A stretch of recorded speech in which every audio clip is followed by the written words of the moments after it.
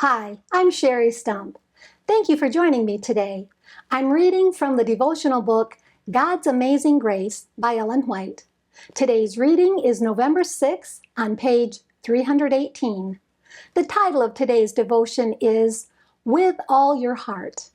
In Jeremiah chapter 29 and verse 13 it says, "And ye shall seek me and find me when ye shall search for me with all your heart." Many are leaning upon a supposed hope without a true foundation.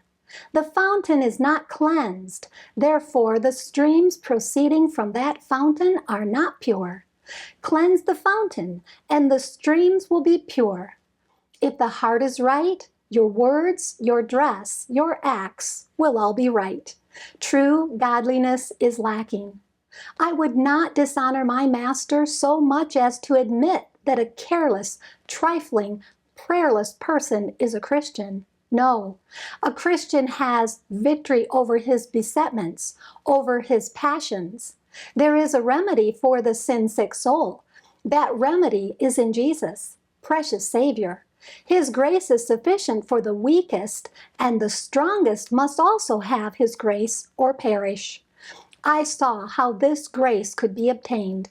Go to your closet, and there alone plead with God. Create in me a clean heart, O God, and renew a right spirit within me. Psalm 51:10. Be in earnest, be sincere. Fervent prayer availeth much. Jacob-like, wrestle in prayer, agonize. Jesus in the garden sweat great drops of blood. You must make an effort. Do not leave your closet until you feel strong in God. Then watch. And just as long as you watch and pray, you can keep these evil besetments under, and the grace of God can and will appear in you. God forbid that I should cease to warn you. Young friends, seek the Lord with all your heart. Come with zeal, and when you sincerely feel that without the help of God you perish, when you pant after him as the hart panteth after the water brooks, then will the Lord strengthen you speedily. Then will your peace pass all understanding. If you expect salvation, you must pray.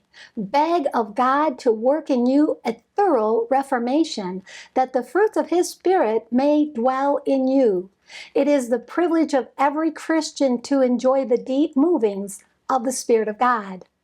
A sweet heavenly peace will pervade the mind, and you will love to meditate upon God and heaven. You will feast upon the glorious promises of his word. But know first that you have begun the Christian course. Know that the first steps are taken in the road to everlasting life. Thank you for being with me today. Please join me tomorrow when we'll read about not of yourselves. And may God bless you abundantly, above all you can ask or think.